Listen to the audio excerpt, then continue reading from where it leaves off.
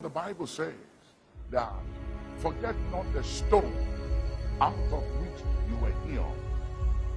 People forget so quick in life. Many people have short memory. I have learned over the years not to forget where I have come from. And it is a curse to forget. It is unrighteous to forget.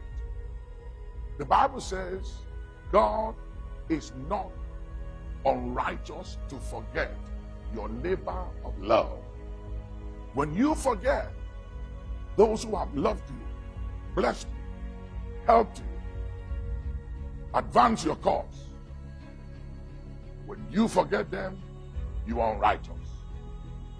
But when you remember those who helped you and have loved you and cared for you, and you show gratitude, it gives you longevity. Gratitude gives longevity, and ingratitude will cut you short. So learn to be grateful. Learn to be thankful. Learn to remember. Don't forget where you came from.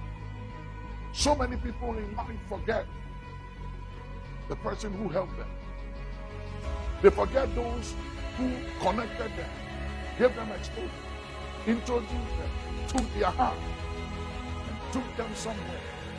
As soon as they arrive at the point in life, they think they've made it. In life, you can never hit the height of life till you get out of it. There's always room for improvement. So don't be satisfied with where you are, and don't show ingratitude because you think you don't need the man or the woman, the boy or the girl who helped you when you needed that help. Show gratitude. Remember people. Help people. Learn to say thank you. Have an attitude of gratitude and thanksgiving. It will take you far. Some people think they have arrived, but when they get to heaven, they realize that they were just operating at 20 or 30% of their capacity and didn't use 70% or 80% of their capacity. And you know why? Because they got stuck at the place of 70, at the place of 60, 50, or 30% of their capacity. Why? Because whenever you think you don't need anybody, you've arrived, you've made it, you are successful, you stop growing, and you begin to delay, you begin to die. If you want to live, don't want to diminish, and don't want to die, keep showing gratitude. And remember where you came from. Remember others. Every now and then, God will say to David, remember, David, that you are a shepherd boy. And I took you from the sheepfold, and I made you king over Israel. And I gave you your master's throne and your master's wives. God always reminded David. In Deuteronomy 8:18, God said, remember the Lord thy God. Why? Because success, wealth, power, money can make you forget. But God said, remember. Remember that success and power and influence has expiry date. And for every action, there are consequences. So you might be powerful right now. You may have millions of dollars in your bank account and outside your country, in foreign account. You may have houses in your country, in other places. You may be the biggest guy or lady or man or woman in town. You may have everything. Maybe you are mega. You are the biggest voice and person. You are private jet. You are loaded. But hear me. All that is sinking sand.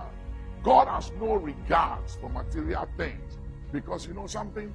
Let me show you God's value of money. The streets in heaven, they are made of gold. That is how insignificant money is to God. He sees money as nothing.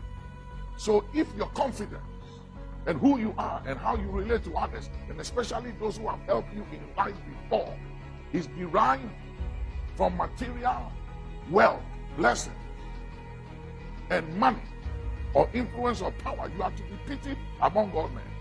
But if your confidence is derived from this one thing, that you know the Lord, who executes judgment, righteousness, and justice on earth, then you are on a good track in life. So learn to remember, and don't be puffed up, don't be arrogant, don't be proud, which you were never before. But suddenly you have become proud and arrogant. Why? Because of things.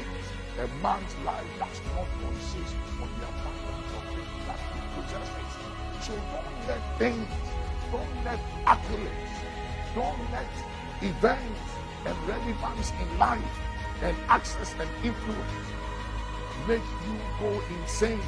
Arrogance and pride is insanity. It's madness. Be wise, be sober, be vigilant. Your life does not consist on the abundance of things that you possess. If you think you are who you are because of the money you have in your bank account, or because of your success, or because of your achievements, you are deceiving yourself. You are a child, you are a kid. None of those things makes you who you are. You are who you are by the grace of God, outside of possessions, outside of material things. You are who you are by the grace of God. I am what I am by grace, not by money, not by buildings, not by investment, not by achievement, not by success, not by how big or large I am. I am who I am by the grace of God. The credit must go to the grace of God. Let's give God the credit, and let us not be anything outside of grace. And you will live long and you will go far. Remember, gratitude gives longevity. Ingratitude will cut you short. Show gratitude and live long.